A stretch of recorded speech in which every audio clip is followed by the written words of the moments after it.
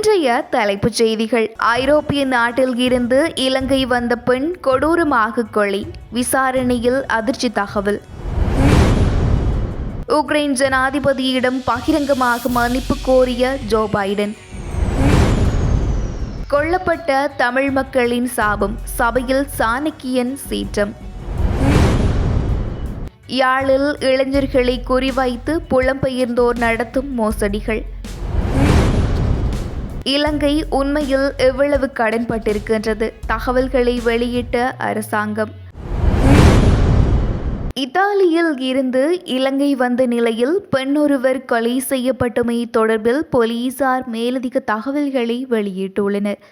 மாவத்தகம பிலஸ மஸ்வெப என்ற முகவரியில் வசித்து வந்த 62 வயதுடைய மேரி ரூட் பெரேரா என்ற பெண்ணே தனது வீட்டில் வைத்து வெட்டி கொலை செய்யப்பட்டதாக மாவத்தகம போலீசார் தெரிவித்துள்ளனர்.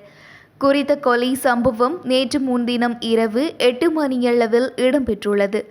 2 பிள்ளைகளின் தாயான குறித்த பெண்ணின் குடும்ப உறுப்பினர்கள் இத்தாலியில் வசிப்பதாகவும், அவர் சில காலம் இத்தாலியில் பணியாற்றிய பின்னர் கடந்த 29ஆம் திகதி இலங்கைக்கு வந்து தனது வீட்டில் தங்கியிருந்துள்ளார். மேலும் வீட்டில் உள்ள பணம் மற்றும் சொத்துக்களை கொள்ளையடிக்கும் நோக்கில் இந்த கொலை நடந்திருக்கலாம் என போலீசார் சந்தேகிக்கின்றனர். இந்த கொலையில் புதையல் தொடர்பான தகவல்கள் கிடைத்துள்ளதாகவும், அது தொடர்பான மேலதிக விசாரணைகளை மேற்கொள்ள உள்ளதாக போலீசார் தெரிவித்துள்ளனர். துறவி ஒருவருடன் வந்த பலர் புதையலில் இருந்து கிடைத்ததாக கூறப்படும் மாணிக்க கற்கள் அல்லது தங்க துண்டுகளை காட்டி அந்த பெண்ணிடம் கொடுத்து சுமார் 10 லட்சம் ரூபாய் பணத்தை பெற்றுள்ளதாகவும் போலீஸ் விசாரணையில் தெரிய வந்துள்ளது. குறித்த குழுவினர் மெதிரிக்கீரிய பிரதேசத்தில் இருந்து வந்துள்ளதாக தற்போது இனங்காணப்பட்டுள்ளது. இவர்களுக்கு மேலதிகமாக அந்த வீட்டில் வேலைக்காக வந்த தம்பதியர் பற்றிய தகவல்களையும் கண்டுபிடிப்பதற்காக போலீஸ் விசாரணைகள் ஆரம்பிக்கப்பட்டுள்ளன.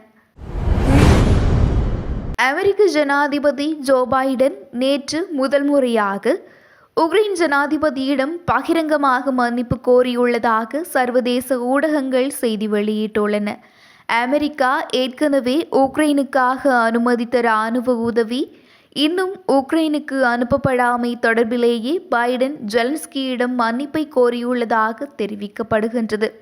உக்ரைனிய ஜனாதிபதி வோலோடிமிர் ஜெலன்ஸ்கியை பைடன் பாரிஸில் சந்தித்த போதே மன்னிப்பை கோரியதாக கூறப்படுகின்றது.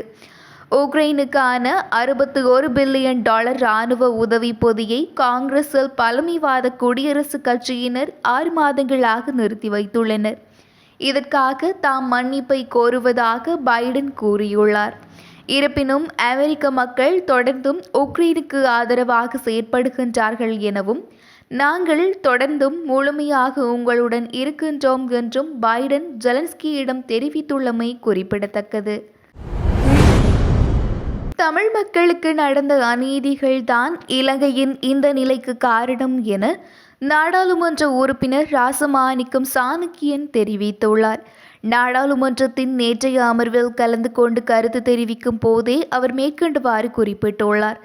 இது தொடர்பில் மேலும் தெரிவித்த அவர், தமிழ் மக்களுக்கு நடந்த பிரச்சனைகளுக்கு பிராயச்சித்தம் செய்யும் வரைக்கும், தமிழ் மக்களுக்கு சம அந்தஸ்து கிடைக்கும் வரைக்கும் இந்த நாட்டை கட்டியெழுப்புவதென்பது ஒரு கனவாக மட்டுமே இருக்கும். சர்வதேச நாணய நிதியத்திடம் கடன் பெற்று இந்த நாட்டின் கடனை ஒருபோதும் அடைக்க முடியாது. இந்த நாட்டின் கடனை அடைக்க வேண்டும் என்றால் சர்வதேச முதலீடுகள் தேவை. சர்வதேச முதலீடுகள் இந்த நாட்டிற்கு கொண்டு வரப்பட வேண்டும் என்றால் இந்த நாட்டில் தமிழ் மக்களுக்கான அரசியல் தீர்வு கிடைக்க வேண்டும் என தெரிவித்துள்ளார். வெளிநாடுகளில் இருந்து யாழ்ப்பாணத்திற்கு வருகை தருவோரால் வெளிநாடுகளுக்கு அனுப்பி வைப்பதாக கூறி கிராமப்புற இளைஞர்கள் ஏமாற்றப்பட்டு வருவதாக யாழ் மாவட்ட மூத்த போலீஸ் அத்தியட்சகர் ஜகத் நிஷாந்த் தெரிவித்துள்ளார். இவ்வாறு ஏமாற்றப்படும் இளைஞர்களிடம் இருந்து 30 தொடக்கம் 40 லட்சம் ரூபாய் வரையில் பண மோசடி இடம்பெறுவதாக குறிப்பிடப்பட்டுள்ளது.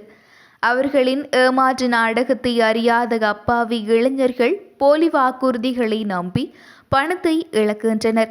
இது தொடர்பான ஏராளமான முறைப்பாடுகள் யாழ்ப்பாணம் மற்றும் சாவகச்சேரி போலீஸ் நிலையங்களில் பதிவு செய்யப்பட்டுள்ளன. எனவே இவ்வாறான மோசடிகள் தொடர்பில் அவதானமாகவும் வெளிப்பாகவும் இருப்பது அவசியம் என ஜகத் நிஷாந்த மேலும் கூறியுள்ளார்.